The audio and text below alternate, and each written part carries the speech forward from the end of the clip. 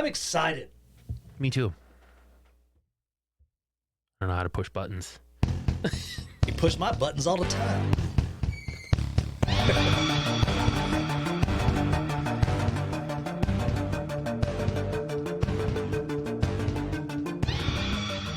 On St. Patrick's Day, the leprechauns rise from the ground. They do? The ones I'm thinking of do. Zombie leprechauns? Zombie leprechauns come out at night, causing chaos, bringing you fright. Zombie leprechauns. Zombie leprechauns. Well, here we are. Yes. It's another week. Episode 138. I'm really excited to be here. /you. /you. I'm Nick. I'm Andy. And we are your professors of everything horror slasher. Made between whenever. Who cares? We just love the blood. We love the pubes. We love the body parts. And we love you. Have we got a classic for you guys today? Before we dive into this 90s Please. classic, God, I just fucking love the 90s. They were great. Just seriously, like, rub some Sugar Ray semen all over me, and I'm fucking in a good mood. What is Sugar Ray semen? It's not Mark McGrath's semen. I'm just wanting the semen from the band Sugar Ray. Imagine that, baby. 90 seconds in talking about semen. Well, anyway. 60 of those seconds were the fucking theme song. Aaron go bra. Yeah. Now we're talking about bras. No, we didn't want to do a Leprechaun movie. Andy. There aren't any that really, they're all like supernatural. supernatural. Yeah, and that's not our thing. So we wanted to go back to campus. Spring break. That's true. This is that time of year, at least here in the U.S. I think a lot of places. But before I get started, I want to bring something up to you. Tell us about current events. Will you look at this? Does this look normal? Yes. Is this a rash? No. So this is supposed to be like this? Yeah. That was not one of your tattoos? No, this kind of hurts. Oh, Smell it. Smell it. Don't scratch it. Okay. Anyway, moving on. We have Good thing we're not on Kickstarter. video. You know, we've been talking about Murder Cabin, which you are starring in. Yes. We have a fucking Kickstarter open. Go to our /you Instagram, /you_podcast. I'm going to be posting that thing up, the link to that. Yeah. A lot. I'm going to throw it up on the website, /youpodcast.com. Thank you. It'll be on the /you Facebook page as well. I'm going to put it on the Murder Cabin movie. The Murder Cabin movie Instagram? Yes, murder_cabin_movie. Yeah. If you're listening to this, you obviously love fucking horrors and slashers. Yeah. That's what we're making. This movie's going to be a lot of fun. Short film. So we have tiers. Like, you donate $30, I'm going to mail you a t-shirt. Ooh. You donate $50, I'm going to get a t-shirt and a koozie. Okay. If you donate $100, t-shirt, koozie, you're going to get a name, credits. Okay. Thank you. Like, thanks. Thank you, too. Thanks. Shit like that. Special thanks, too. I like it. Yes, it's fun. Yeah. We're excited. Things are coming together. You know, yes. I know there's going to be ups and downs and bumps and bruises, but you got to press on. Strikes and gutters. Yeah, this is going to be a fun little short film. It's fun. I'm thankful that you asked me to be a part of it. The part is not like me at all. I definitely have to step outside my comfort zone to play this guy. So the cast, I'm speaking from behind the camera. The cast is absolutely wonderful. Yeah, two great miners doing a good job as your daughter and son. Like coal miners or miners? Young. Oh, I see what you did. MINOR. Got it. So they're the kids are great. The gal playing the wife is great. Yes. I hope that I can live up to what you want for your vision. It's going to be a lot of fun. But yeah, like I said, not somebody that I'm like. I mean, this guy's a dick, so I have to really play outside the box here. It was cool. I was talking to. We actually have a professional FX artist who's going to become doing, the gore factor, if you will. Mm-hmm. Really great guy. Knows his shit. Let's put it that way. Yeah. And we were talking about your kill and how we're gonna have fun with that. I don't want to give away too much. I mean, I guess you could buy the book. The scripts on Amazon. Links to it on our site under the buy stuff section. Oh, rad! I didn't know that. Thank you. Yeah.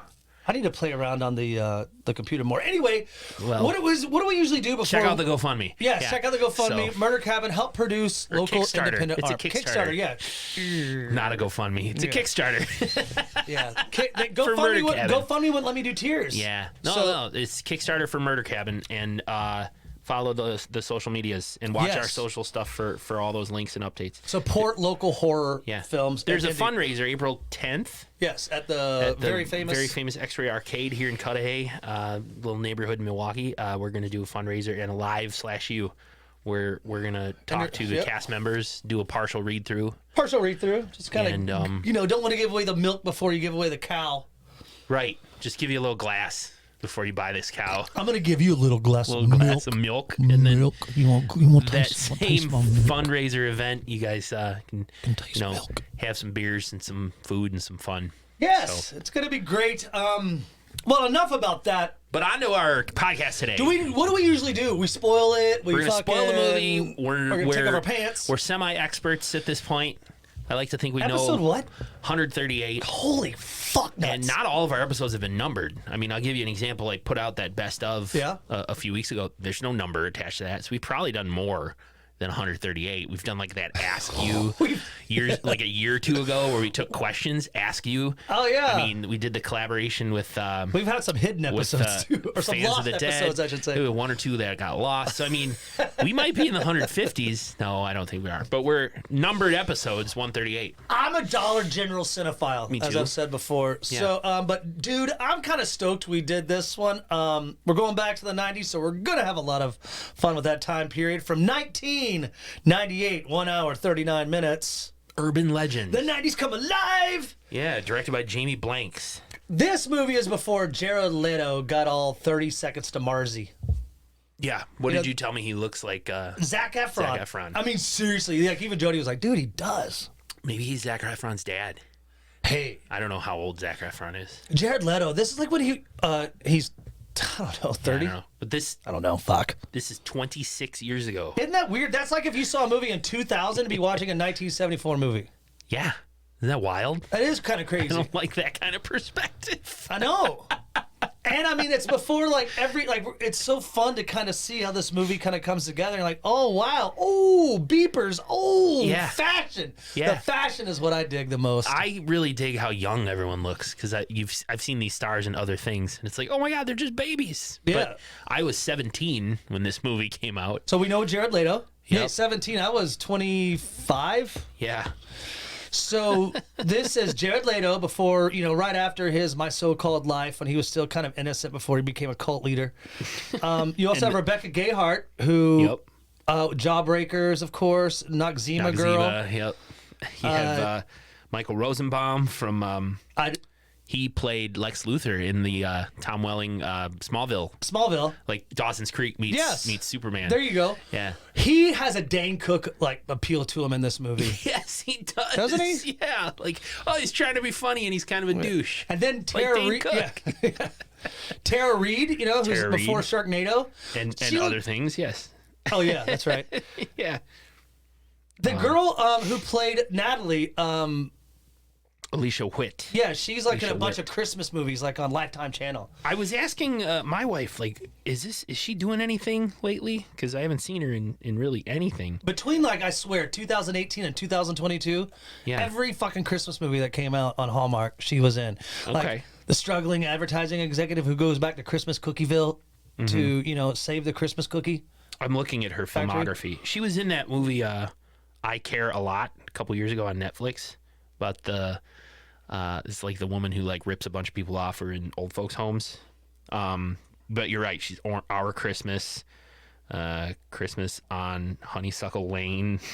Yeah, she's got a bunch of those. Yeah, so good for her. Yes, and Joshua Jackson from Dawson's Creek, right? Yep. Pacey himself is in this movie, along with Danielle Harris. Danielle from Harris. Hatchet, from Buffy. We've seen her in a lot of movies. Yeah, she was in Chrome Skull 2 just a few weeks ago, a month ago. Halloween, and she was also in Adam Green's joints. Yep. So it's good to see Danielle. Robert Englund is in this one.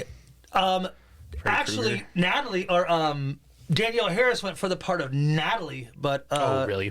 They asked Reese Witherspoon to do it. They asked a lot of people to get this character because I'm going to be honest with you, Andy. This movie came out at the time when the '90s Dimension films, like the movies were coming out. Because Andy, this movie is like if Scream was remade about urban legends. This movie, seriously, come on. There's even questions like where there's a scene like why, like it's very. I don't know. It is Scream, but about urban legends. Yeah.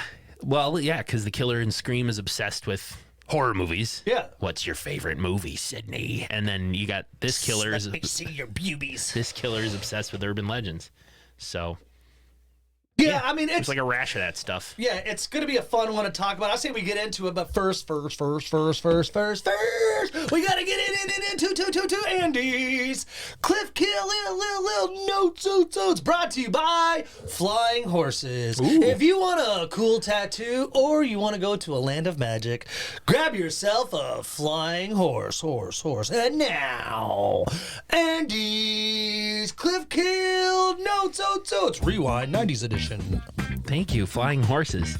I like that you call them Flying Horses and not Pegasuses. I think Pegasus is the name of a specific horse in Greek mythology. Yes. Yeah, where like not all facial tissues are Kleenex. Kleenex is a brand. Band-Aid, Frisbee, Flying Disc. Right. Yes. Flying Horse.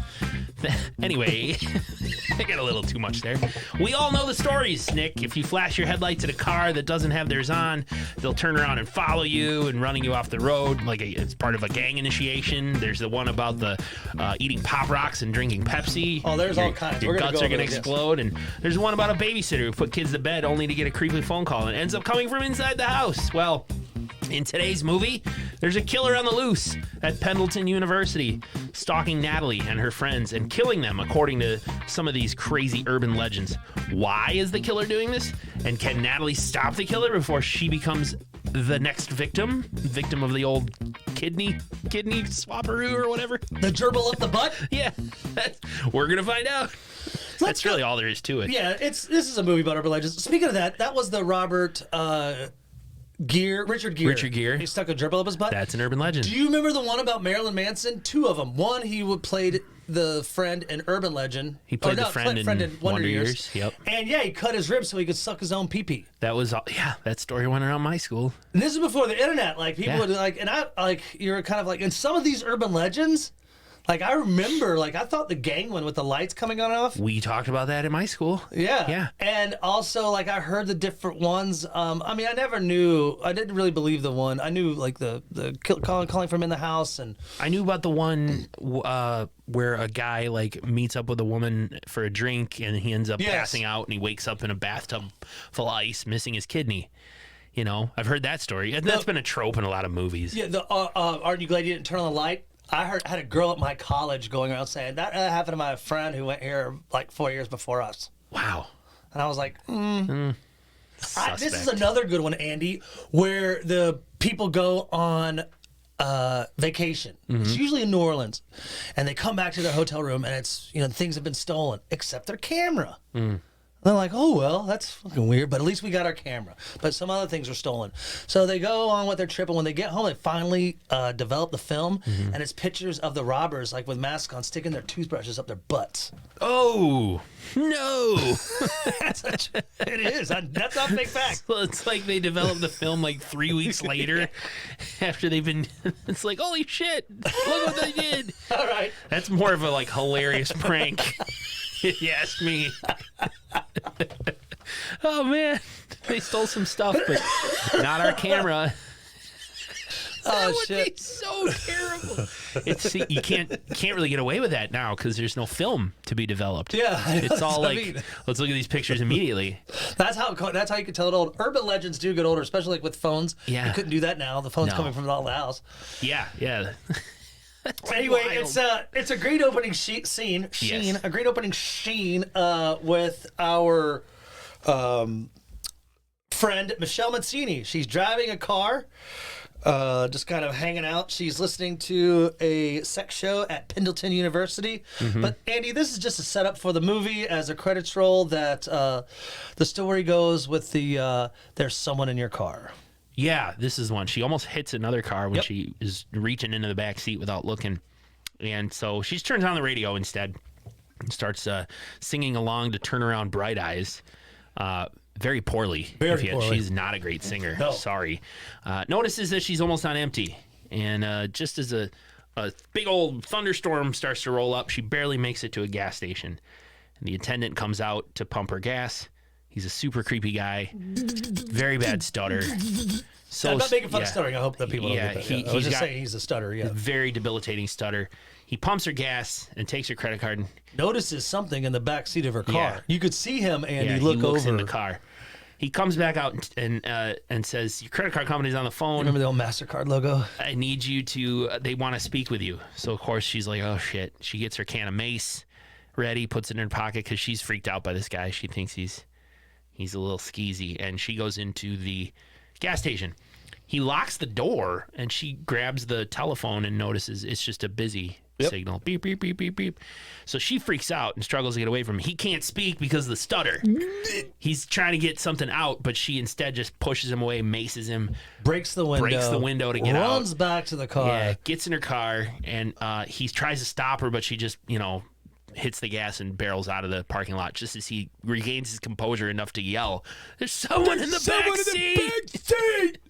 And that's what's weird to me because this, first off, there's so many. Then she drives on. Someone does appear in the lightning. Starts singing, Yeah. "Turn around." And it's just a scene with an axe, and she's getting chopped. And then I don't know. the car should have veered. She was driving. She wasn't stopped. They end the scene. They end the scene. But even Cheryl watched it with me last night. Was just like, why would you chop the head off somebody who's driving a car down the highway? It bothered me too. Yeah. I even wrote in my notes. What's gonna happen? Is not cool. It bugs the crap out of me because I was like, that killer. She would have veered on a windy road. Yeah. Up in the Northeast. Probably doing 50 miles an hour Exactly. at least. And My first instinct I think would have been to stop, but also think about waiting back there. How did the killer know that the urban legend would play out like that? How did the killer know that it would have? Because this killer is basing their kills on urban legends. Sorry. Thank you for coming to my fucking weird ass TED Talk. But it's like Behind the Mask that we watched last week, The Rise of Leslie Vernon. yeah. This killer prepared and kind of knows the formula. Here's what's going to happen. And Yeah, I guess just you could always go back figured and it think out. about that now, Yeah. I will never stop thinking about that one. But I mean, it is because it could have worked out better. Because what if, like, that gas attendant station could have been like, "Hey, ma'am, you got someone in your car." Maybe she knew that Right. she gave us something away. So Everyone's seen this movie. Yeah, because I've seen it too, but it's been a long time. But as Yeah. soon as the gas station attendant brought her inside, I was like, oh yeah, she's gonna be freaked out by him, but he's not the bad guy. Yeah, he's I trying knew- So I remembered, so. As I knew, like, right away what Right. was happening. I knew the killer too. Well, that's our first death, and yeah, regardless, we don't know if the car veered off the road or not because they just cut away from the scene. That's it. And we open on Pendleton University. WZAB, Sasha. She's a radio DJ. This is Tara Reid's character. Mm-hmm. Sasha, she's I guess like Loveline. She does a sex radio talk show. Yeah. And I love how the producer, I guess, who's working her soundboard, has his shirt like I guess unbuttoned. Yeah. Like, and he's like, hey, Showing a lot of chest. yeah, and she's like talking about talked to swallowing Felicia. cum. Yeah, Yeah. Felicia about swallowing man juice. And Semen. Semen, Yeah. yes. You have trouble saying it now? I do. Yeah. This movie In is any other context, you can bring it I up know, freely. but when it You make it rain semen in here, figuratively. And now when we're talking figuratively, Oh God! and now when we're Come talking, visit /U Studios in beautiful Milwaukee, yeah, Wisconsin. You're you have trouble. So No, but I love how '90s movie this is. Like, she's Mm-hmm. having fun, talking to Felicia. And we cut to the rest of our cast, the cast that everyone really needs to know. Parker, who's our frat boy. Mm-hmm. We also, he's talking about Stanley Hall.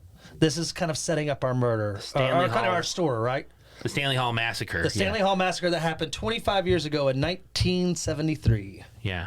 We also meet. He's telling the story to Brenda and Natalie. Natalie's our Brenda's heroine. Brenda's the best friend. Yeah. Bubbly. Rebecca Gayheart. Yeah. And Natalie's kind of the every girl, sort of the level-headed, normal. I guess smart one. She's not ditzy. There's final always girl. Yeah, she's the final girl. So Parker's telling the story of Stanley Hall. We also meet Paul, who is Jared Leto. Yeah, he's like the. He works at the newspaper. Yeah, he's a journalist. He's a journalist. Yeah, I don't know why that comes up, but. But he's a big journalist at the school. Yeah, he's a big deal. And Parker is, discussing why they have a frat party each year to commemorate the massacre, and this is the 25th anniversary, so it's got to be a big one. Brenda has the hots for Paul. She does. Do you want to tell him what the Stanley Massacre was? It was about a killer that went around and knocked on the door of every room at this dorm, Stanley Hall, and if you answered it, he just slit their throats. Slit their throats. And people say, is it real? Is it not? It's kind of like an urban legend on campus, which I think a lot of campuses have their own specific urban legend. We had one at Marquette, for What sure. was it? That there was a priest who'd hung himself or jumped off the third story of Johnston Hall to kill himself. And if you hang out in the upper stories of Johnston Hall, you might, hear a ghost or some bullshit like that. That's kind of like a haunted story, urban legend. We actually did it one night, Halloween night. I gave up my Halloween to go camp out at Johnston Hall, and because a buddy had keys, and we got in and we stayed like 3 a.m, and we're like creeping there. How many people were there? It's 3 of us. And did y'all get high or drink beers? No. Totally sober. Totally sober. We hid in like an attic storage area. It was pitch black. And I think we almost got caught by security. We heard somebody coming, and we're like, shut off, shut the lights off, turn off, hide. And the campus security sort of just walked through and very, that kind of sounds like it was written for a script. Yeah, but we didn't hear anything. So, and I was like, thank you. I want to go to sleep. It's 3 a.m, for Christ's sake. So, anyway, so we just meet the main cast. Brenda's got the hots for Paul. That's about it. It's funny because after they leave the cafeteria coffee shop, Natalie and Brenda go to Stanley Hall. It's all boarded up. It's all boarded up. Yeah. They haven't torn it down. They're going to leave it up. I don't know if there's plans to, make it a Starbucks or something, but they want to scream bloody murder. I guess there's an urban legend that if you stand at the doorway of the boarded up building and say bloody murder like so Bloody many Mary. times. Bloody Mary or Bloody Murder? Bloody Mary. Bloody Mary is the mirror. Anyway. It is, yeah. But they didn't do that They here. start, Brenda starts kind of doing it, and, Natalie's kind of poking fun at her. And they hear screams kind of permeating from the dorm. Groaning and wailing Is coming. that Damon? Because Damon, Yeah. so Damon has a ventriloquist. He could throw his fucking voice. I guess so. Maybe he has a microphone hidden speaker in there or something. I wonder if I can throw my voice to your microphone. Andy. Yeah, it worked. I don't know. So suddenly, Damon the prankster jumps out. This is Pacey, I mean. Pacey. Yeah, Pacey. Joshua Jackson. Bleach blonde ass hair, total 90s, wearing like everybody in the 90s wore like 8 jackets. I don't know why, but you had to wear like 5 jackets. Well, you have to layer up, in case it's cold. He's kind of like, the jokester, prankster, perv. So again, we're just kind of setting characters' development, and we're kind of pushing through the movie. Yes. And we get back to Natalie, who's going to her room, and this is where we meet Natalie and her roommate, Tosh. Right. Who is the goth roommate. She walks in and turns on the light. Tosh is having sex and With yells, turn off the light! With a Marilyn Manson looking type guy. So Nat just turns off the light, says sorry, and falls asleep with headphones in while their roommate's getting banged. It's kind of a foreshadowing for how she's going to die. Yeah, it's a setup for how, like, leave the lights off because you hear me making sounds. So she has to... Cheryl was like, why would you even stay? Like, if your roommate's having sex, go somewhere else. Yeah, that's... What happened to the sock on the door thing? Yeah, and then, I guess, like... One time my roommate and I in college in Colorado, we both brought girls home. We both did it in the same room. But we were kind of... Okay. I mean, I could hear stuff, but I wasn't really... safe space. You can share those stories, I guess. Yeah, I feel very comfortable. But, I mean, she does. She just puts on a Discman. A Discman, kids, is what used to... It's like a walk... You used to play your CDs, and you would put headphones on. Right. And these weren't Bluetooth. They actually had to connect to this little CD player. Right. And you could CDs were around, They know what CDs metallic are. disc. But you're right. Natalie just falls asleep with headphones in to drown out the noises. The next day, they learn about folklore. From Freddy Krueger himself. Right, their folklore class. Professor Wexler. Professor Wexler. I have a typo in my notes, so it's From, really throwing me off. Sorry. Robert Englund, who plays Professor Wexler. Yes. It's a class on folklore, but he decides to kind of jump up to urban legends. Yeah, And that's so- their unit today Yes. or whatever. About the call calling from the house, and how everyone's like, yeah, that happened to my friend's sister's cousin. Right. Oh, did it? Even Brenda's like, Yeah. no, that happened to somebody in my hometown. He's like, really? Yeah. Suddenly his cell phone rings a little bit, and it's like, da-da-da-da-da-da. Yeah, you kinda- Da-da-da-da-da, and he Yeah. just says, excuse me, class. And Foreshadowing. Brenda makes a joke, and the class laughs, and he's like, would you like to It was a stupid joke, too. come up here? Yeah, It's like, well, she maybe said- not babysit anymore. Yeah. So he voluntells her, come up front. That's a good word. I've been voluntold. Yeah. You've never used that? Yeah. Oh, I've like been it. voluntold for many things. It's like at work, at home. Yeah. Kind of volunteer, but you're told to do Yeah. it. He says, come on up here, because he wants to do the old Pop Rocks. He gives her a pack of Pop Rocks. You know what these are? Oh, yeah, they crackle in your mouth. Yeah. And Brenda eats some, and then he offers her a Pepsi. And she shakes her head, no. And he's like, why? And she said, it makes your guts explode if you mix Pepsi with Pop Rocks. And he says, have you ever heard of somebody dying from that? And she goes, yeah, Mikey from the Life cereal commercial. Yeah, and Mikey likes it. It was Mikey. great, very much a prominent commercial about, Give kids it to maybe not- Mikey. Yeah, he'll eat anything. He'll eat anything. And he likes it. Yeah. And so Mikey, the actor who played him, died from taking Pop Rocks and drinking a Coke. That's what they say. Yep. But Professor Wexler hits his little slideshow and says, what if I told you that this is Mikey? He's he works in an ad agency in Yeah, New York. New York City, yeah. He's a grown man. He's fine. Damon suddenly raises his hand and says, I'll do it. I'll come up. I'll eat the Pop Rocks and drink the Pepsi. And he does it. And he starts to convulse. Very 90s and shake. here. Falls on the floor. The causing music. everyone to panic, but he's faking. Yeah, of So, course ha, he's ha, faking. So, womp, womp. again, setting up that he's a prankster. That He's a joke. I always remember hearing, too, that if you swallowed your gum, it would stay in your stomach for 7 years. I heard that too. Yep. Yeah. Don't go swimming after, you gotta wait an hour to go swimming after You you get cramps. eat. Mm-hmm. So crazy. But later that day, the campus newspaper is making its rounds. Andy Paul, our Jared Leto Marzi guy, has put out a report about a serial killer or a lunatic on the loose in the town surrounding Pendleton University.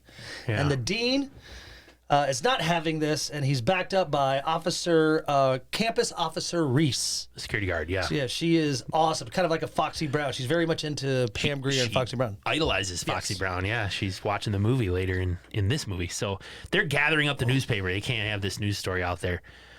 Paul's obviously upset.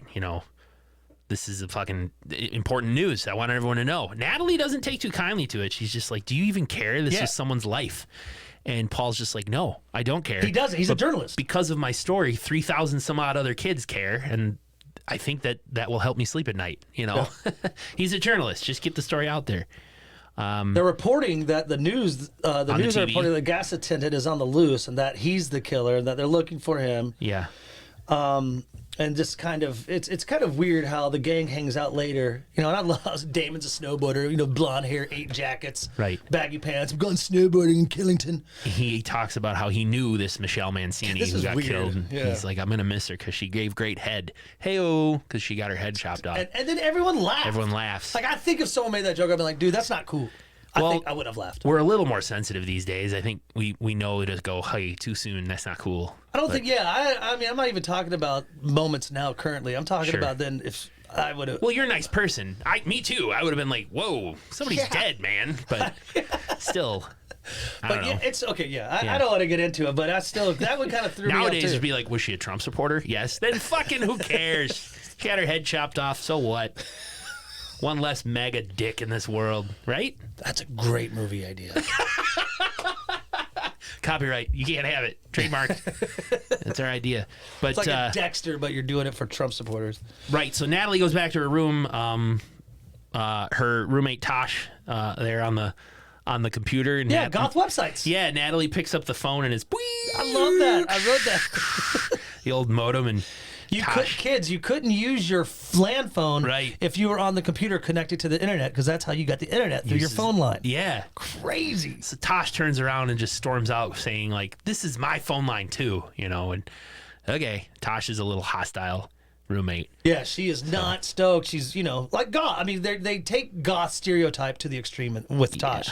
Natalie listens to her answering machine. There's a message there from her mom saying, I heard about Michelle and Nat pulls out a yearbook, and we learn that she did, in fact, go to high school. They were co-captains on the cheerleading team. Yeah, she knew Michelle Mancini very well. But this is also when Damon comes over, because they're homies, and she, kind of quits joking around Andy. He kind of looks at her and says, I can listen too. Yep. If you have anything you want to talk about, let's go.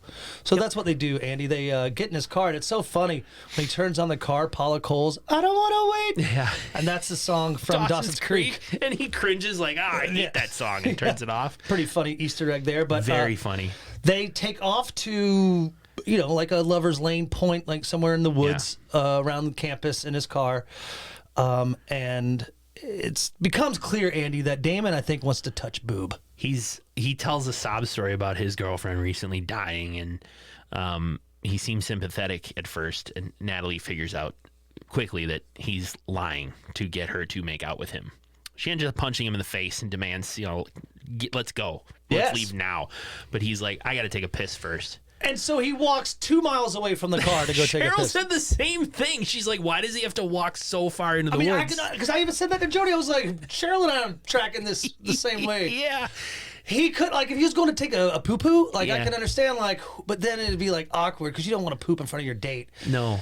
But then, exactly, he walks way I would far have walked away. 2 feet. I would have walked behind the car. You have to keep in mind, they're in the woods and it's nighttime. Yeah. The light, because I said to Cheryl, I'm like, where's the light coming from? The light's only there for us to see them. Again, we've been over this. Yeah, but it could have been moonlight. Could have been moonlight. It was awfully bright. Yeah. Awfully You're bright right. for moonlight. But they can't obviously make it really dark because then we as the audience wouldn't be able to see them. We'd be like, what a shitty movie. We talked about that. I think we brought that up in the Madman. So the light is, imaginary, quote unquote, and yet still it doesn't make any sense then why he has to walk, 50 feet into the woods or more. Yeah, so but it's to set up so he can get killed because we meet our killer for the first time. Yeah. Whose costume is a jacket with one of those Kango hoods, or I don't know what you call it. Parka. I called it a parka. There you go. Good call. And it's got the fur line. Fur line hood, right. You can't see the face. Can't see the face. Right. And he's gets him by the rope. Perhaps a rope around Damon's neck, There you and go. as he's struggling, we jump back to Natalie, who's kind of like, where you are, Damon? Where you at? Are you taking a poop? Yeah, shake it off. Let's go. And suddenly the killer appears, scaring Natalie. She jumps back in the car in the driver's seat, trying to start it. The old trope where she can't get it started. It's a tricky car to start. The killer wraps a rope around the trailer hitch of the car. And then next thing Natalie knows, there's like a squeaking up on the roof. She hears a thump and then squeak, squeak, squeak up on the roof of the car. Yeah. And as the camera pans up, it's Damon hanging with his feet barely touching the car. He can keep alive just on his tippy toes. On his tippy toes. Don't move the car. And he's trying to say, don't move the car. The other end of the rope tied to it's around a tree branch and it's come down and tied to the trailer hitch.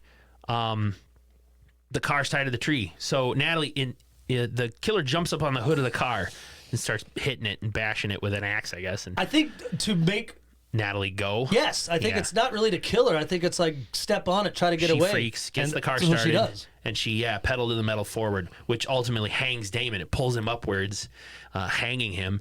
But the rope is wrapped once around the tree trunk, so the car's stuck, tied to the tree. She can't go any farther.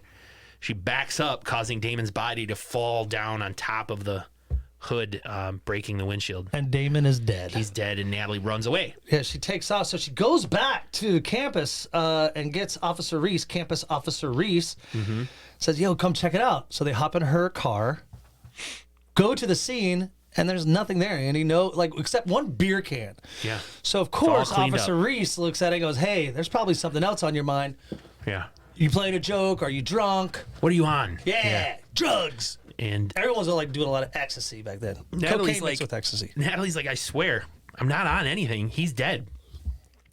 It could have been that killer that killed Michelle Mancini. And Reese just says that. Reese isn't having that. That's not possible. They arrested that gas station guy this morning. Yep, there you go. So And it's funny because Natalie's, freaking out Obvi. Yeah. And so she goes to talk to her friends at the coffee shop. it's like on Friends. campus. They all Yeah, gather. I wrote the same thing. I wrote the same fucking thing because Central it's Perk. 90s. Yeah. They all had Jennifer Aniston haircuts too. They're gathered at the campus coffee shop. The campus coffee shop where Phoebe comes with her guitar and sings Smelly Cat. Yeah. No, but for real. So they go back to, she's like, Damon's dead. And of course, Parker's like, Damon's the biggest prankster. Mm-hmm. He's got a mannequin. He's, Professor Wexler's class. He knows the story. And he's up in Killington snowboarding with his buddies. Yeah, he left. Call the resort. Because that's what Brenda says. Like, well, how come he's not here basking in, the prank? And they said, because he's off skiing. He went skiing. He skipped town for the weekend. Snowboarding. So, but you're right. Parker connects that it's an urban legend about the boyfriend hanging with his toes touching the car. And then Natalie says, well, the guy with the axe in the back seat, the way Michelle Mancini was killed, is also an urban legend. It's almost like someone's taking all the stories and making them a reality. After two. After two instances, we know. Just like, what the fuck?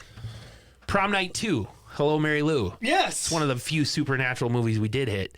That's it was so fast that they said, maybe it's the ghost of Mary Lou. I was like, you've come to this conclusion this quickly? So it's just so fast that they're like, it's a killer using urban legends. I mean, they were also looking at I don't know if Stanley Hall has anything to do with it, but they've kind of been surrounded by urban legends. But yeah. Parker even kind of makes a joke like, oh, really? Like the gerbil up the celebrity's ass and the spider eggs and the bubble gum, which I totally forgot about. Yeah. Spider eggs. Yeah, like once they chew the gum, they were like where spiders came crawling out of the mouth. First, they would die, but. Right. I heard that the spider could lay eggs in your ear and then in the middle of the night and you wake up and like have a spider egg sac in your ear. How creepy is that? So anyway, Natalie tries calling the snowboard or ski resort to see if there's if Damon is there. They can't really tell her for sure. Oh yeah, there's a bachelor party here, but we don't really know. Don't really know who's who. His name's not on the room. She says, I kind of remember a dude that looks like that, but to be honest, Andy, back in the 90s at a snowboard resort, everybody would have blonde hair and 8 jackets on. Right. So and baggy pants. That's a dead end. Yes. So Natalie heads to the library where she finds the Encyclopedia of Urban Legends. Yes. The encyclopedia. It's a lot of copy with like great illustrations in it. Pencil drawings that look really good. She notices that Damon was the last person to check out that book. Yes. Wink, wink. And her friend Sasha is suddenly there with a copy of the Kama Sutra. Love. So together they sit down to read through the book and they find the old high beam headlight legend where... Yeah, the gangs. Yeah, it's a gang initiation. Yep. If you flash your lights to try to warn them that their lights aren't on, they turn around and start following you. We jump back to Tosh, her roommate, really quick, who's IMing, looking for goth guys on campus to hook up. Totally, man. It's like a great thing to, hang out with other goths that like lithium and listening to Stabbing Westward or, 9 Inch Nails. Right. And she actually starts, like you said, communicating with one and sets up a date, it looks like. She wants to go to the room and so Tosh's IM says, tell me what room you're in, and then she leaves to go put on makeup. Yes. And we cut back to Natalie, who, you're right, sees that Damon previously checked out the book. We come back to Tosh. She gets back to her room and sits back down to the computer, and this person has answered her. Tell me what room you're in. Yours. And suddenly a hand appears over her mouth and the struggle begins. And this is a quick, so it is kind of like that. She heard her roommate previously, you remember, folks, students. She was having sex, so she thinks she's hearing sex again, but it's actually her dying. When Natalie comes in, the lights are off and you can hear the noises of, a struggle, which I guess sounds enough like sex that Natalie's like, sorry, I'm not going to turn on the light. I'm not going to look. But Tosh is there trying to call for her help for her life. Deeper. No, Natalie puts on her headphones and falls asleep as Tosh gets choked to death. Yeah. And the next morning, Natalie wakes up and discovers her dead roommate with blood written on the wall. Yeah. Aren't you glad you didn't turn on the lights? With her wrists slashed. Yes. Making it look like a suicide. Exactly. Which kill is closer to... which instance did someone come so close to being saved? This right here, or Drew Barrymore, Scream, the first kill in Scream. She was so close. You remember what I'm talking about? Yes. In the beginning of the movie, how her parents came home 2 seconds too late. She saw them coming up the driveway. Yeah. I'm gonna say this one because it's the same room, right? Yeah, and I mean, you also got to think Oh, shit. Sorry, Doctor. I was trying. This is an audio medium. Nick knocked over his mic. I'm thinking though because I feel like I could get because it's just covering. I feel like I could move the killer's head. Hey, help! Sorry, Yeah. but like I feel that she out of that scenario you brought up. Yeah. She was closer than Drew Barrymore. That's just so shitty. That Yeah, you're 'cause- the thoughts that must have been going through Tasha's head. Like, I'm dying right here, and my roommate right there has no fucking clue, and I'm powerless to alert her. I'm so sorry I was so mean to her. Who knows what she was thinking? But man, Smoking cigarettes in our dorm room. it's rough. Painting half the room black, always blasting the goth music. But yeah, but that brings us up because no one believes Natalie when she's starting Right. to think like, "Hey, this is a killer." Why would someone write that on the wall? Aren't you glad you didn't tell her? Yeah. Oh, just some morbid. The dean thinks it's some kind of morbid, morbid suicide note. suicide note. And you're right, because they know that Tosh was manic depressive. She was Yep, on took medication lithium, for yeah. it, and she it seems that there's no signs of forced entry, no other signs of a struggle. You couldn't see like ligature marks around her neck or anything. I'm not a CSI, but you have to be able to see that she was strangled, right? But they were focused on the slit wrists and saying that, well, she was on meds for depression, so she killed herself. One thing too, like movies like this would never work because of so much CCTV now. Every dorm room in Yeah. the crappiest dorm in America's got a CCTV. But I mean, what I'm thinking is it is true. Like this is just fun. You can't this kind of movie you can't really dive into it. Like Right. to me, still the decapitation while someone's driving 50 miles an hour on twisty turvy roads up in the mountains in the Northeast. Okay, sorry. Anyway, Natalie's kind of gone off on her own to kind of clear her head. Paul, I think kind of believes her, Andy. Paul walks up to her, and he has done a little bit of research on the original death, Michelle Mancini. Yes. And he says, hey, you and Michelle were friends. How come you didn't tell me? Which, okay. So they go to the newspaper office to talk, and Nat tells the story about how she thinks she has a theory that this is an urban legend killer. Yeah. Yeah. This is the office where Yeah. 30 Seconds to Mars sets up their office. Oh, yeah? Yeah. And, That's where they filmed it. Paul says, but why now? Why would this killer decide to start doing this now? And it's because it's the 25th anniversary of the Stanley Hall Massacre. So let's go to the archives or whatever. I'm so glad you answered that because I wrote, ask Andy what they call this room. Archives, the where they archives. keep files. Yes, Yeah. I couldn't believe it. I'm sitting there going, what's this room called? File room? Like, I mean, Yep. But they're going to look for that specific Records. year. Yeah, 1973. records. Yep, and guess what? It's missing, dude.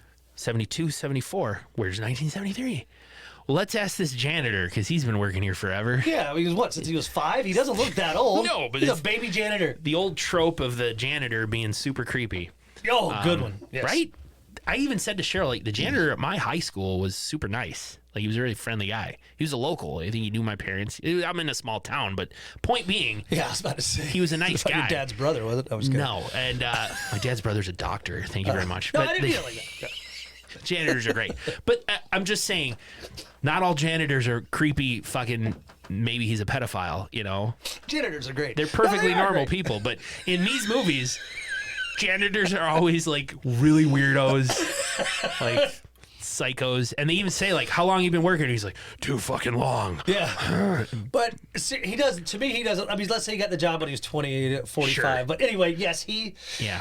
he's just like, been too long. Do you know anything about the Wexler Hall or Wexler Stanley or Hall. the Stanley Hall? Thank you. And he's like, go talk to Wexler. Talk to Dr. Wexler. Go ahead, So they go to Wexler's office. Yeah, they He's have- not there. They break into it They like essentially just fucking. yeah. They got a deviants. clue. Right. So they discover a like secret closet storage area off of his office, like in a secret cabinet. You know, they walk in. The parka. There's a parka that looks just like the killer's parka hanging on the door. Natalie doesn't say a word about that. She's just like, okay, and brushes past it. She notices it, but Of course. why wouldn't she go, hey, this is the same fucking parka the killer was wearing when he attacked me and Okay, Damon. if they're up in the Northeast, everyone would have like it's just like The same having a parka? North Face. Like, Yeah. he wore a North Face. They all shop at Land's End or LL Bean. They drink IPAs. And they buy the same parka. But there's an axe in there as well. Yeah, the axe, perfectly clean axe. Suddenly they hear Dr. Wexler coming back, so they hide in this little, storage room. And when they think that he has left again, they come out, but he's there. He's like, surprise! something I can help you with, and we go to the dean. Yeah, of course he's pissed. Like it's. They're in big trouble. So they take him to the dean, and he's like, "What about the jacket? We live in the Northeast. What about the axe? It's a prop for class. Like, leave me the fuck alone." So he says, "What about the Stanley Hall massacre?" And the dean says, "Everybody out. I want to talk to these two, Natalie and Paul alone." So he dismisses everybody. Reese, the security guard, to Dr. Wexler. Everyone's you guys gone. leave. I want to talk to these two. The dean says, Natalie, I pulled your file. And I found out that you were on probation for reckless endangerment prior to coming to this college, which is odd. You're lucky you got in. We don't accept people with a record like that. Yeah, she had gotten accepted before it happened. Before this event happened, but worse, Andy, 30 Seconds to Mars has kicked off the newspaper. Paul has been booted off the paper. And he is now pissed because his life, Andy, was not only that band, but it was also the newspaper. As they storm out, he demands answers from Natalie, like, what's the deal with this reckless endangerment? Because now I'm not going to have a big sample of writing stuff, and my career is probably over. Yeah, I'm going to be writing for Reader's Digest. Hey, there's nothing wrong with Reader's Digest. Perfectly fine magazine. But he demands to know about the reckless endangerment story, and Natalie just stonewalls him, and he storms off. It's a needless scene of her walking to find her buddy Brenda, and Brenda is swimming. She's, I guess, down in the pool. She's trying to stay in shape. Get that skin, not eczema and swimming. That's the secret right there. So Natalie's above in an office kind of watching her friend swim, but as she looks at the door down in the pool, someone walks in, Andy, wearing that same jacket. God damn it. And, of course, Rebecca's not going to notice because she's... Brenda, Brenda's not going to notice because she's swimming. Yeah, Rebecca's her real name. Yeah, sorry. Rebecca Gayhart. But the 10 milligrams is kicking in. Natalie starts pounding on the window like, Brenda, watch out! And this person walks around the pool, and just as Natalie takes a chair trying to break the glass, Brenda comes up out of the water, and this person's just some other girl ready to go swimming wearing a parka, and they're both looking at Natalie. What the fuck? And we cut to the locker room where Brenda's like, don't worry about me. Nothing's going to happen. Everything's going to be fine. Yeah. So this is when our friend Natalie decides to break down to her friend Brenda and tell her the story of what happened. Why did she get on criminal endangerment, Andy? The reckless endangerment story? Reckless endangerment, yeah. She tells it. Turns out I know Michelle Mancini. We were friends in high school, and we were riding together in my car. Michelle was driving, and you know the story about the gang high beam initiation? We've come back to this one a lot. But in any case, her and Michelle were driving, and there was a car coming at them, and they turned off their headlights, and then this guy flashed his lights at them. To be a good, Hey, turn on the headlights. And Michelle pulled a U-turn and started speeding up behind this guy, flashing her high beams over and over again, really riding the guy's butt. And so much so that he ended up losing control of the car and flew off the road and died.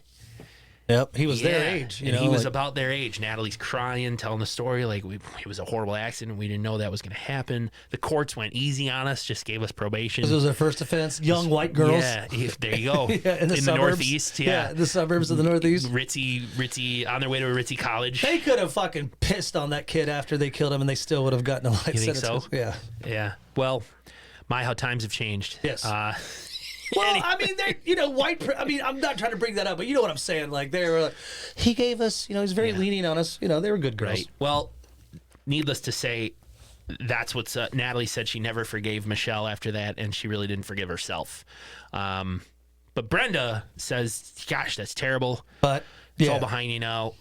Why don't you got to come to the big party tonight to take your mind off it? Let's go. Let's go. Let's fucking party. Big frat party celebrating the 25th anniversary of the Stanley Hall massacre." Yeah, and remember, Paul's not much of a party guy, so we're back to Paul. Yeah, he's kind of hanging out in his office, and he's cleaning out his desk because he's been fired. Yeah, and he realizes that the janitor left Jared Leto a clue. He's got a clue. A newspaper article. Yeah, and it says, "Never become a cult leader." It also says, yes, it's an article about the sole survivor of the Stanley Hall massacre, a young man named William Wexler, who's now a professor at the university. Professor. We cut now to the dean getting into his car, which is funny. He's leaving for the day, and he kind of checks the back seat Yeah, he's leaving for the weekend, but he does, yes. Checks the back seat and kind of just smiles and shakes his head like, ugh, I'm being silly. And suddenly Officer Reese is there. She scares him slightly. Whoa, Reese, what are you doing? And Reese just says, maybe we should get some extra guards around here. And I can't find this Damon kid. He's been missing. And the dean's just like, don't worry about it. It's the weekend. He's probably off somewhere, shacked up in a hotel with a girl or a guy or a farm animal. Which is, don't worry about it. And also keep that under your hat. Don't mention it to anybody, and we'll worry about this later. So Reese leaves, and the dean turns around and looks in the backseat again. But before he can get in his car, somebody pokes out from underneath his car and slices his Achilles tendon. Oh, we've seen that in a couple other movies. Yeah, I mean, Pet Sematary is what it's really like. So the dean drops to the ground, and he can't get up and walk now. So he's crawling, this was weird because wouldn't Officer Reese like hear him cry out like, oh, and fall down? She's like 6 steps away. Like she just walked away, but maybe it's a soundproof door. Yeah, maybe. Maybe she's got her Discman on. As the dean starts crawling away from his car, this killer gets in his car, puts it in gear, is neutral or probably drive, so that it slowly starts to drive forward. And the killer gets out and watches as the car rolls right over the dean just as it gets to the tire spikes. Hits him, it crushes his head against the tire spikes and blows out the tires of the car, which kills the dean. And that is my Dick Kill Shot of the Week. Dick Kill Shot of the Week. Dick Shot Kill of the Week. Dick Shot Kill of the Week. The camera pans up to the sign that says "Warning: Severe tire damage." Yeah, do they still do that in some places? Yeah. Because I remember that I feel like I saw more back in the day, but I don't see them as much now. No, they're around in like airports. Yeah, when you rent a car. Usually when you're leaving, you can only go one way. That's right. And it says, do not back up. Yes, please. Severe tire damage. It's funny, too. I love this scene, too, because when the car's rolling and the dean's kind of crawling away, it's like the killer's walking along the car, and it kind of reminds me of Ghost Riding the Whip. You know that trend where people get out of their car and dance while it's driving? I was like, look at the killer's Ghost Riding that whip. So the dean is dead. Ding dong, the dean is dead. Is dead. Party time. Party time. This is a good one. I like this. I forgot about this urban legend, but it was true in that song, Roller Coaster of Love. There was a rumor that there was a one part of the song where you hear a girl scream. Ah! Like she's riding a roller coaster. No, but that's supposed to be. It's just in the back, very much you could hear it. And the legend was that someone actually died. Oh. They caught the scream of the person dying in the studio. Okay. And they had a recording, but they somehow made it into. This is a true urban legend, and that's kind of like how the party starts. Of course, it shows Parker. Of course, Parker's getting his little dog drunk. We got to know he's got a little beer bong for the terrier, little terrier dog. And this nerd is telling Sasha about this urban legend about the scream in the scream. Yeah, and they say that that's why I made the cut. And Sasha's not impressed. Not impressed because he's just a dumbass nerd. And Paul walks up to Natalie and says, like, hey, he points out that Wexler was the sole survivor of the Stanley Hall massacre. So he must be the murderer, right? Yeah, because, he's probably going all nuts because it is the 25th year. He probably loses a little bit every year. Yeah, the universe, what the deal was that the university is going to keep it a secret and then Wexler gets a job for life. Yeah. Like if he's actually the killer from back then. I don't understand that premise. The premises I got really out of it was like, if you just don't tell anyone, about this story, you'll be set. But it drove him crazy, and now he's killing again, or he's now out for blood. Because Paul wants to report this to the cops, but when he calls the cops, the dean had already warned the local police force to, hey, you're probably going to get some calls about a 25th anniversary killer on the loose. It's just a prank. They're having a party for it. And gave them the names of Natalie and Paul. Right. So Paul, after Paul, unloads all this on Natalie, she's just, distraught or whatever. And they do the classic, like, I'm here for you if you need anything. Yeah, after this horrible story, let's make out. And they kiss. Yes. And boy, Brenda walks in, Andy. Brenda walks in with beers. She's very upset because she has a crush on Paul. She's just like, you didn't waste any time, did you, Natalie? Here's your beer. It's a light. Yeah. And she storms out. I thought it was going to be a Noxzema. Zima. Noxzema. Zima. That's a good one. Thank you. Paul's just clueless. He's like, what's that all about? Yeah, of course he doesn't know, but Reese is making her rounds across campus. Yep. And she hears some sounds coming from Professor Wexler's office. Yep. And she hears a noise, right, Andy? And so she makes it into his office, and this is like where she just slips on massive amounts of blood. Big amount of blood. And the camera kind of zooms out, and you see like the office is trashed. You know, there's I think like a couch cushion that was all torn up. There's blood on the floor. So Reese is like, holy shit. And we bounce back to the party. Paul walks up to Parker, he says, takes him aside and says, hey, dude, you got to stop the party. We think there's a killer on the loose. Oh, of course, Parker has fun with this. He's a big douche. I just said Parker's a big douche about it. But he kind of like said, he cuts the music. Yeah. Of course, everyone listens. The perfect 90s thing, just like when, someone walks in the room, everyone stops, the music turns off. So this is the same thing.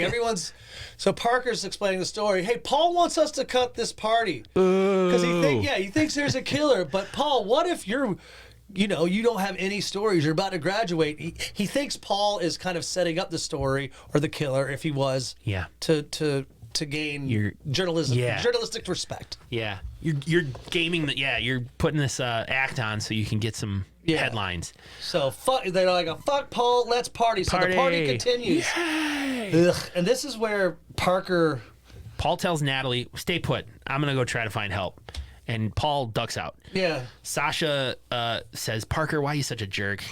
Whatever. I gotta head to the radio station. So Sasha ducks out of the party too, and she goes off to the radio station. Suddenly, Parker gets a phone call. Well, Parker's kind of running around. Being a host. Yeah, being a host, and he gets a phone call. He's like in the kitchen or somewhere, but it's kind of important because he answers the phone. Hello, cordless phone with the caller ID on the back, like classic. Yeah. Finally hears in this very screamy, like it's very fashioned, I should say. Yeah. You're gonna die tonight. So of course, Parker looks at the caller ID, Andy, and it's from Damon's room. Mm-hmm. So he's like, "Oh, are you gonna come out and tell me that the call's coming from the other room?" It's talking about the urban legend, and he's kind of running around the house as he's telling this. I think on his way to Damon's room. Mm-hmm. He thinks he's back and hiding out, maybe after getting back from the mountains. Right. Killer goes, wrong. It's not about that. It's about the one with the old lady, which I barely remember. The old lady accidentally microwaving her dog to dry it off. Yeah, because of the rain, and so it's not the babysitter legend. It's the old lady, trying to dry her dog off in the microwave. Ugh, I hate this scene, Andy. It's he bolts. Yep, bolts down to the kitchen, and in the microwave is just massive amounts of, looks like Vienna sausages and fucking paint, just blood everywhere. Yeah. So his dog is I remember that being dead. a big deal in my school. Like, I was still in high school. I remember everybody talking about that. Like, in the movie? You guys seen Urban Legend? They fucking microwaved a dog. Yeah, that, of course, how we all feel here on Slash U. He fucking freaks out, so he runs back upstairs to, I think because he thinks it's Damon or trying to find out what the hell's going on. His dog is dead, and as he runs upstairs, he's kind of whacked on the head.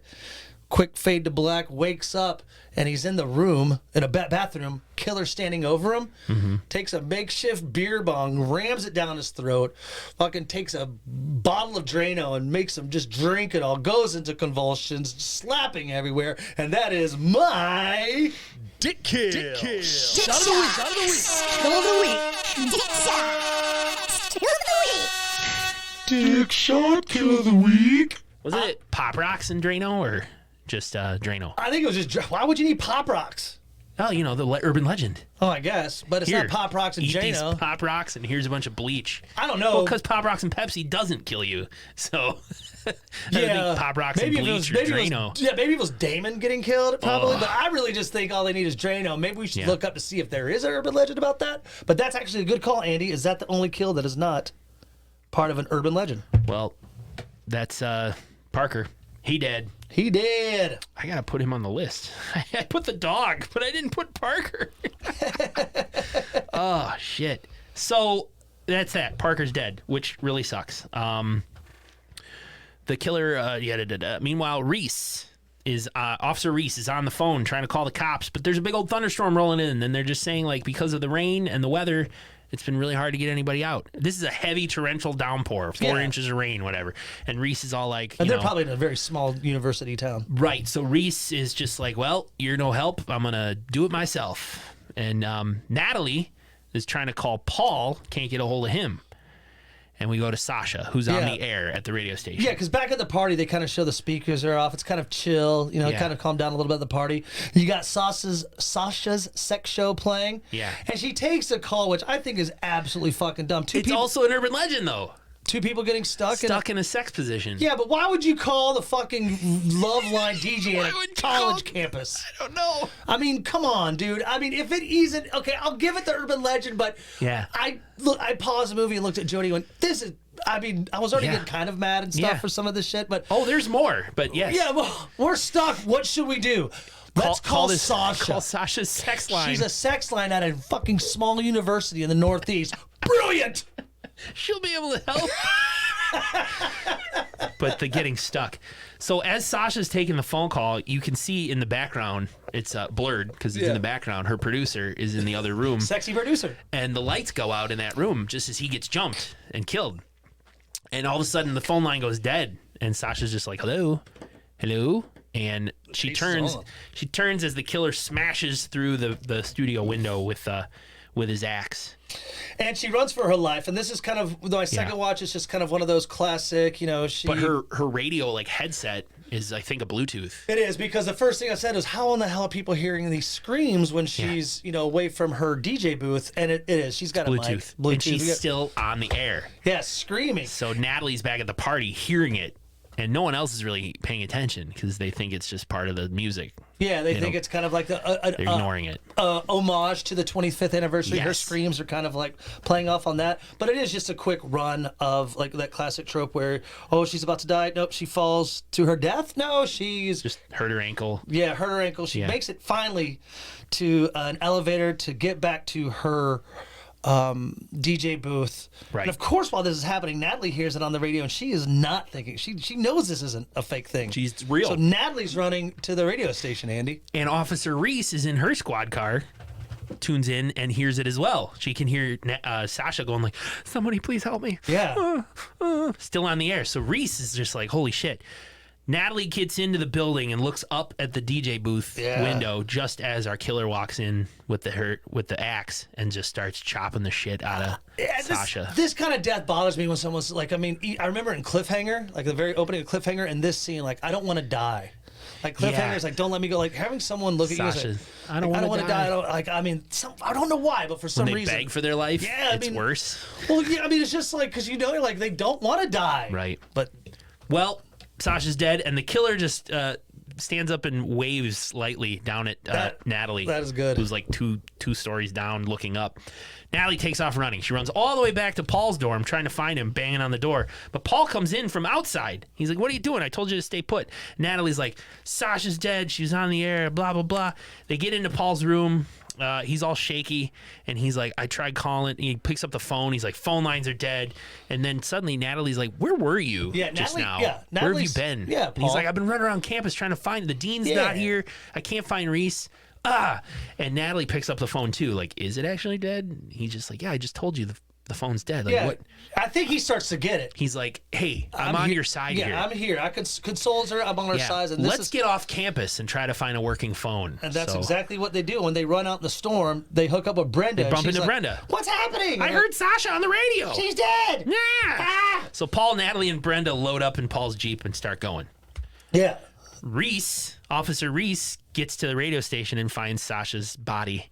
And she's on the case. We know she goes and gets her gun. So Paul, Natalie, and Brenda take off in Paul's car to get to the closest gas station to use the phone. They need help. So as Paul runs into the gas station, Andy, to use the phone, Brenda looks at Natalie and says, "You know what? If you want to date Paul, that's cool. You guys are cute. Go ahead." And they observe a poor smell. Yeah, they're like, "What's that?" This van reeks. And right when they Jeep, Wagoneer. Whatever. Yeah, it's a Jeep. Yeah, They hear a phone ring, very similar to one we've heard before in the movie. So a bad smell, mysterious phone ringing. Yeah. They go to the back of the trunk and fucking in that trunk. Dr. Wexler. Dr. Wexler. His body. He's dead. He is dead. And they look up and make eye contact with Paul inside the gas station, and Brenda repeats, like I said, he's all yours. Yeah. And Paul gives him a look like, what are they doing? And they take off running. Of course. And he comes running out after him like, where are you? Hey. Yeah, and they get separated. As they're all running through the woods. Yeah, Natalie's like, we're going back to campus. Suddenly Brenda trips, and Natalie keeps going, which is great best friend thing to do, by the way. Yeah. I'll go get help. Yeah, fuck you. Yeah. You don't have to be faster than the killer. You have to be faster than your friend. Yeah, right on. Same with outrunning bears.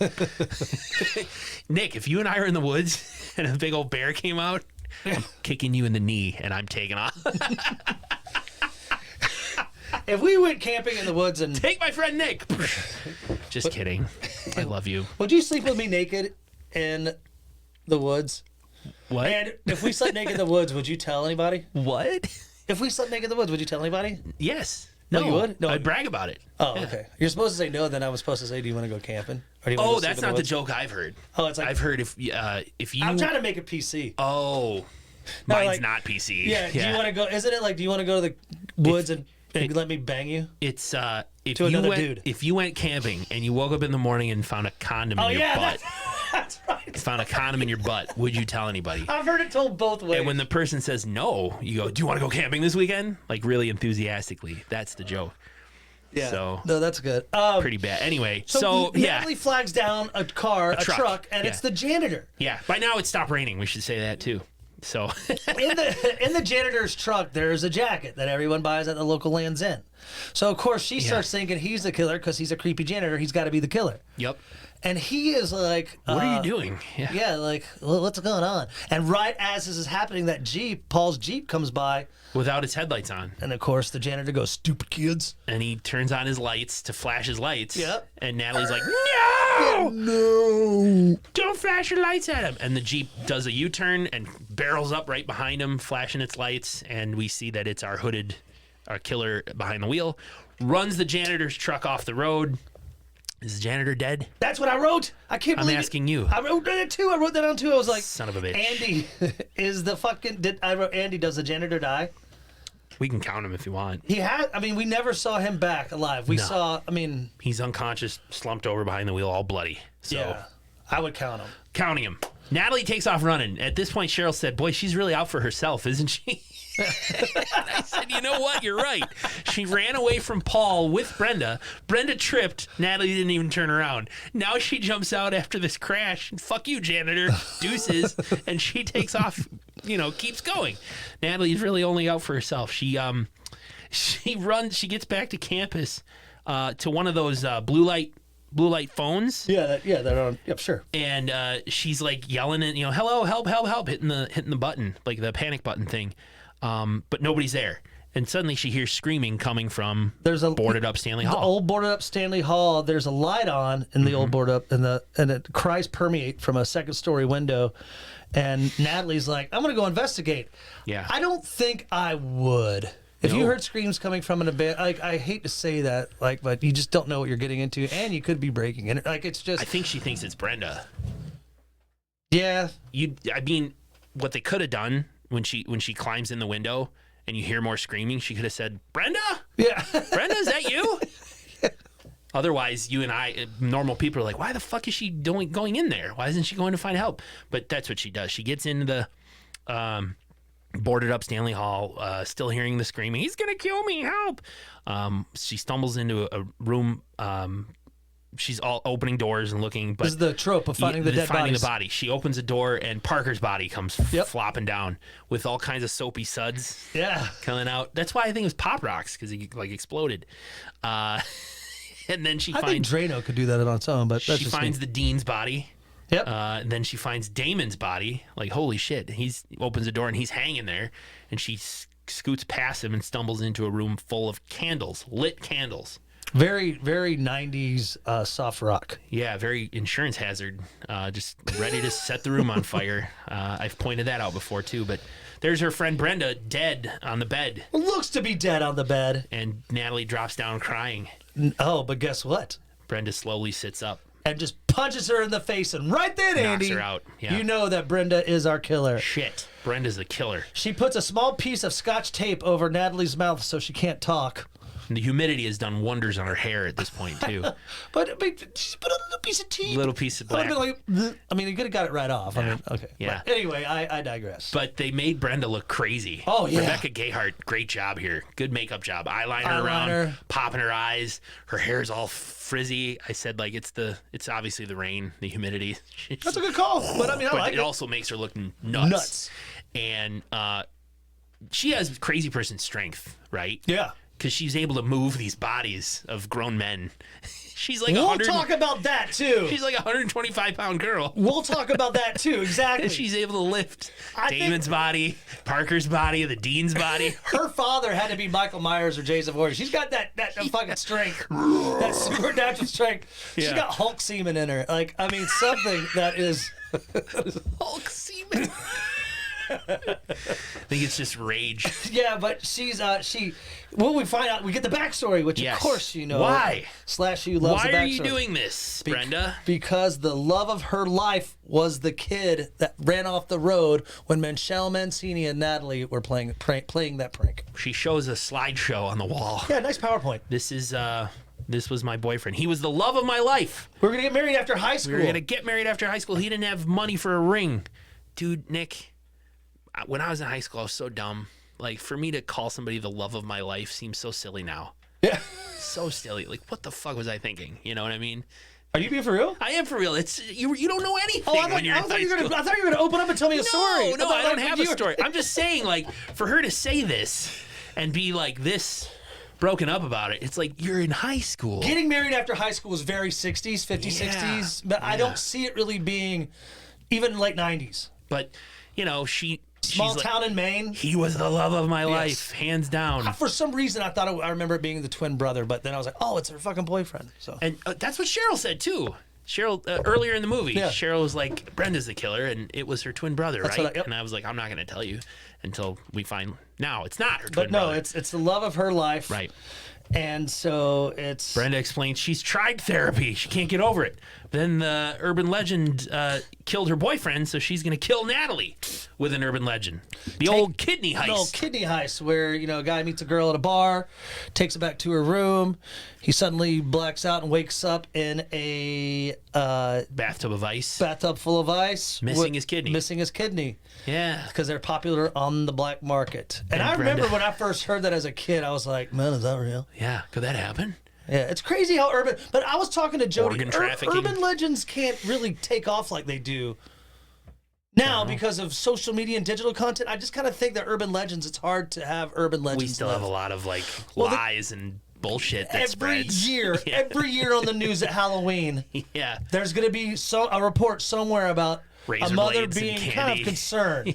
Yeah. They blew that shit up during COVID. Razor blades and candy. Yeah, and COVID and candy. Like, it was so stupid. Anyway, we're. Or like drugs. Like, careful. Your kids are going to eat these pot gummies, first of all. No one's going to give away. No, pot. anybody who's got pot gummies is not going to give them to kids. What? Yeah, You're no just a one- moron. God, and You no know? one's gonna sit there. It's crazy. Yeah. So maybe I'm wrong. Maybe urban legends can still live on. But You know the old saying that a lie can spread around the world before the truth even gets its coat on? sure. Yeah. Oh, that's very very cinephile and romantic at the same Yeah.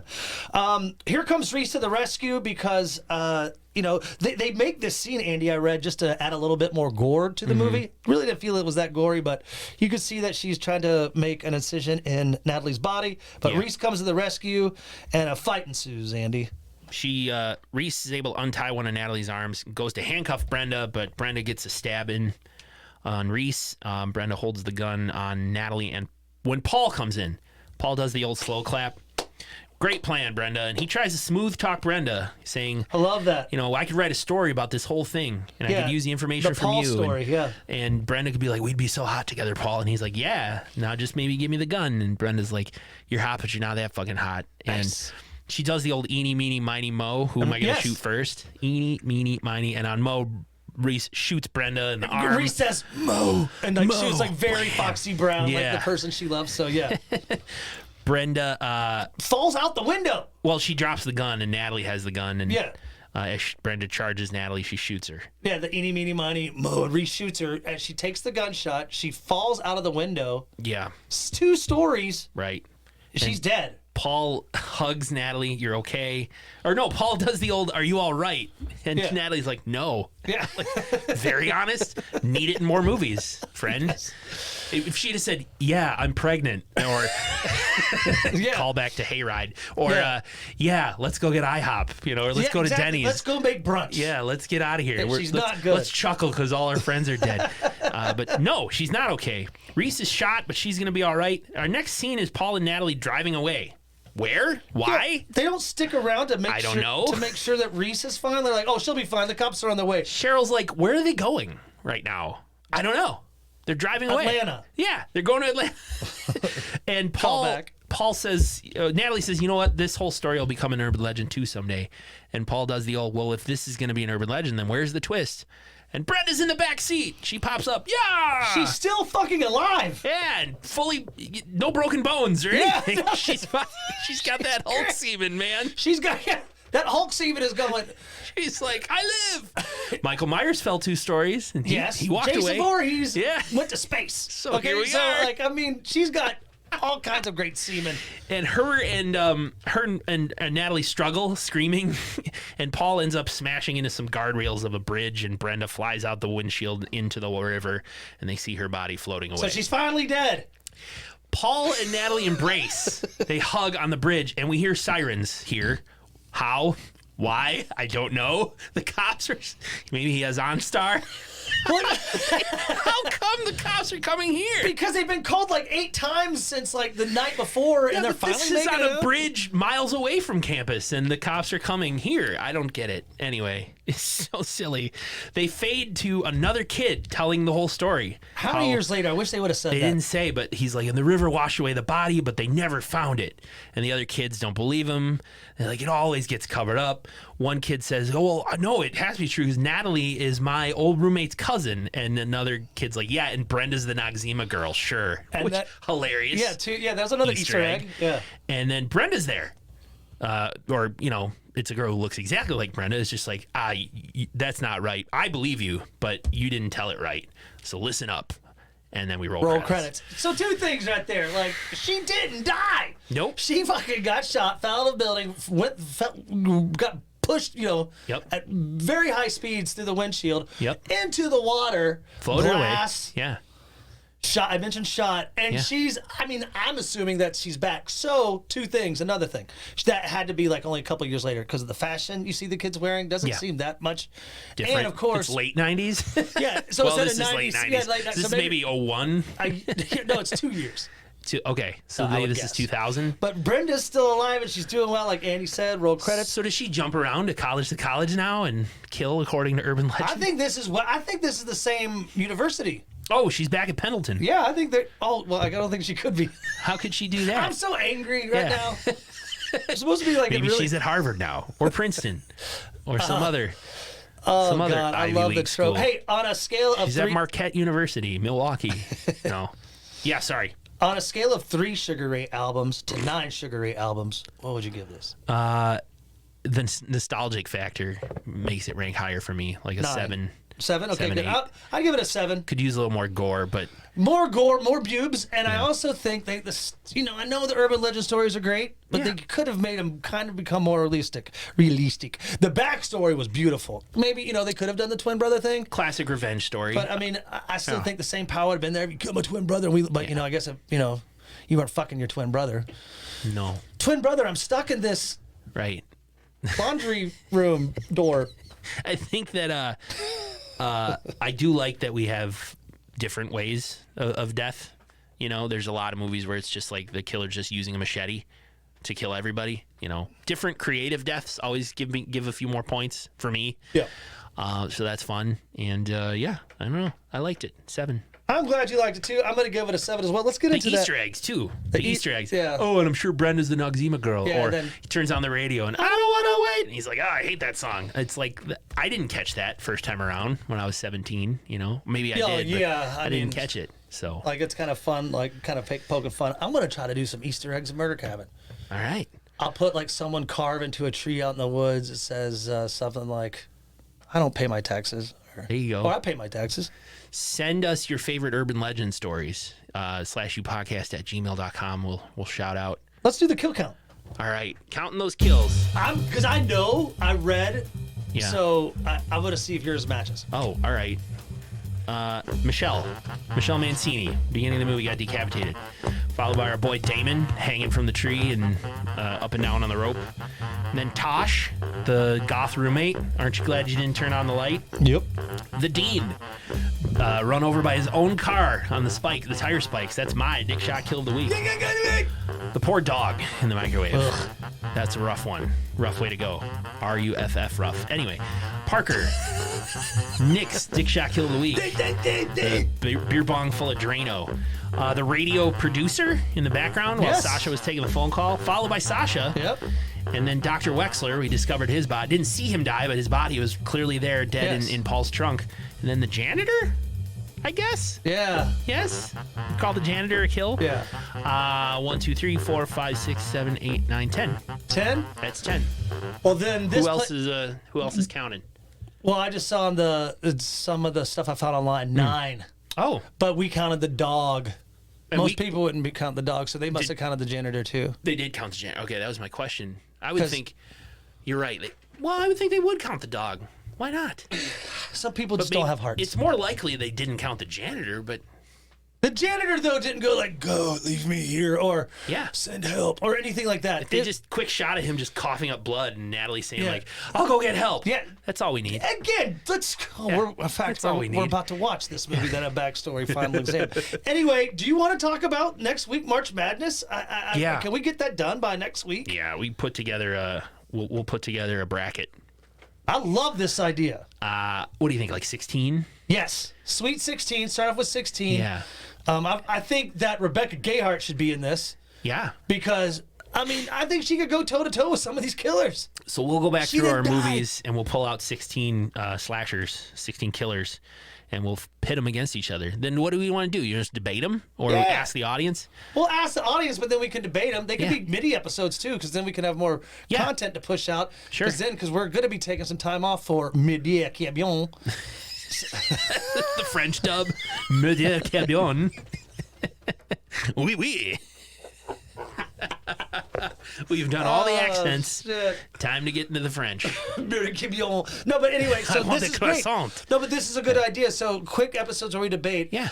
And here's my thing, though. If you don't know the killer, because I know who I'm already going to put up there, and I can go ahead and say it, the Beast Yeah. from Sweatshop. I Yeah. mean, come on. I mean, in He's my gonna be guess, on it's the going to be list. tough to beat him. But that's what the whole Sweet 16 is. If you haven't seen the movie, reach out to us, Mm-hmm. fellow 6 listeners, and we'll tell you the movie to watch so you can compare. Don't just vote on someone because you know them. You Yeah, well- got to really think about them. We'll try to put some stuff on the This is a good idea. Facebook page, on the Instagram.